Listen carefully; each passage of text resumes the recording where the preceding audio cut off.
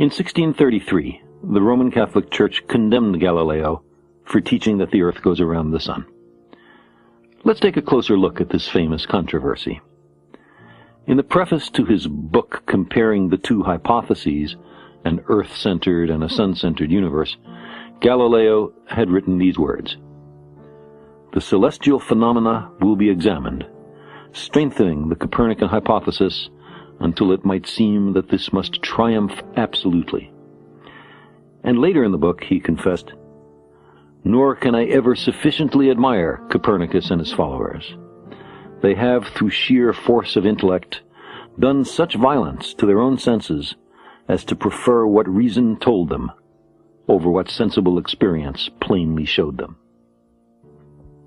The Church declared, in its indictment of Galileo, "The doctrine that the earth is neither the center of the universe nor immovable, but moves even with a daily rotation, is absurd, and both psychologically and theologically false, and at the least an error of faith."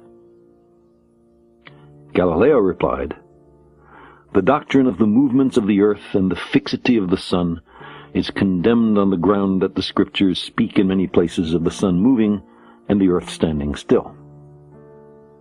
It is piously spoken that the Scriptures cannot lie, but none will deny that they are frequently abstruse and their true meaning difficult to discover, and more than the bare words signify.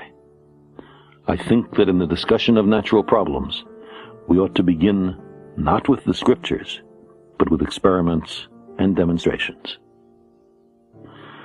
But in his recantation, on June 22, 1633, Galileo was made to say these words: "Having been admonished by the Holy Office entirely to abandon the false opinion that the sun was the center of the universe and immovable, and that the earth was not the center of the same, and that it moved, I have been suspected of heresy, that is, of having held and believed that the sun is the center of the universe and immovable, and that the earth is not the center of the same, and that it does move.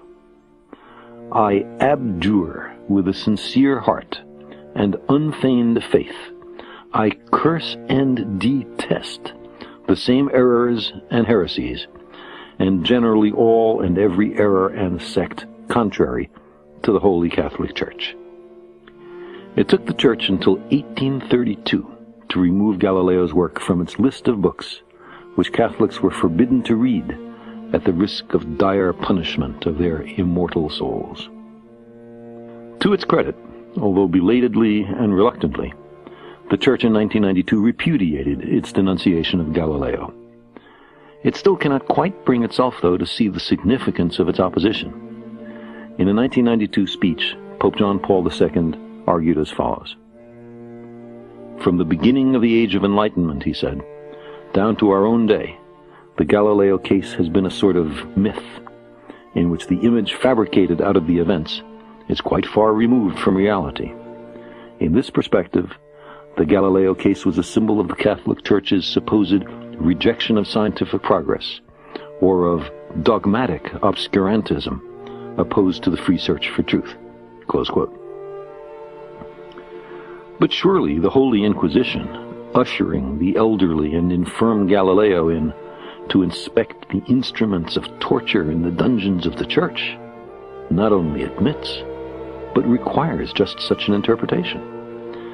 This was not mere scientific caution and restraint, a reluctance to shift the paradigm until compelling evidence, such as the annual parallax, was available.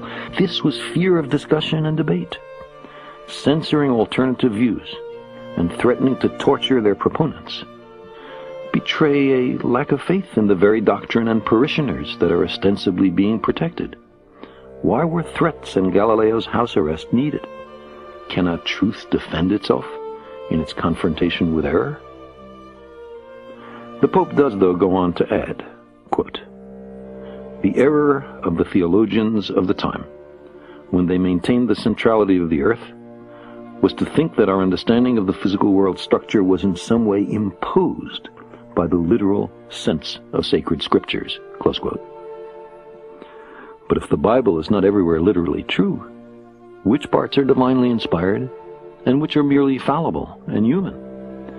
As soon as we admit that there are scriptural mistakes or concessions to the ignorance of the times, then how can the Bible be an inerrant guide to ethics and morals?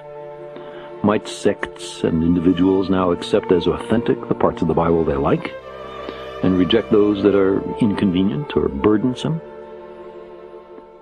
We lack consensus about our place in the universe. There is no generally agreed upon long-term vision of the goal of our species, other than, perhaps, simple survival. Especially when times are hard, we become desperate for encouragement, unreceptive to the litany of great demotions and dashed hopes, and much more willing to hear that we're special, never mind if the evidence is paper-thin. If it takes a little myth and ritual to get us through a night that seems endless, who among us cannot sympathize and understand? But if our objective is deep knowledge rather than shallow reassurance, the gains from this new perspective far outweigh the losses. The scientific revolution permitted us to glimpse an underlying, ordered universe in which there was a literal harmony of the worlds. If we understand nature, there is a prospect of controlling it, or at least mitigating the harm it may bring. In this sense, science brought hope. Most of the great deprovincializing debates were entered into with no thought for their practical implications. Passionate and curious humans wish to understand their actual circumstances, how unique or pedestrian they in their world are, their ultimate origins and destinies, how the universe works. Surprisingly, some of these debates have yielded the most profound practical benefits.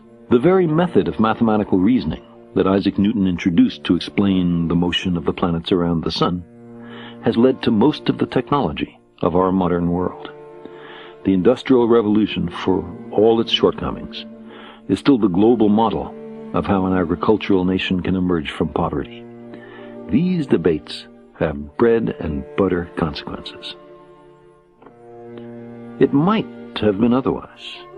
It might have been that the balance lay elsewhere, that humans by and large did not want to know about a disquieting universe, that we were unwilling to permit challenges to the prevailing wisdom. Despite determined resistance in every age, it is very much to our credit that we have allowed ourselves to follow the evidence, to draw conclusions that at first seemed daunting. A universe so much larger and older that our personal and historical experience is dwarfed and humbled. A universe in which every day suns are born and worlds obliterated.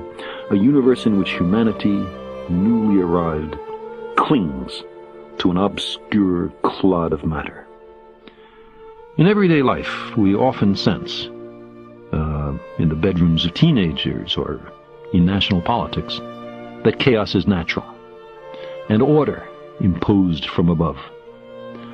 While there are deeper regularities in the universe than the simple circumstances we generally describe as orderly, all that order, simple and complex, seems to derive from laws of nature established at the Big Bang, or maybe earlier, rather than as a consequence of belated intervention by an imperfect deity. God is to be found in the details is the famous dictum of the German scholar Aby Warburg. But amid much elegance and precision, the details of life in the universe also exhibit haphazard, jury-rigged arrangements and much poor planning. What shall we make of this? An edifice abandoned early in construction by the architect? The evidence so far at least, and laws of nature aside, does not require a designer. Maybe there's one hiding, maddeningly unwilling to be revealed. Sometimes it seems a very slender hope.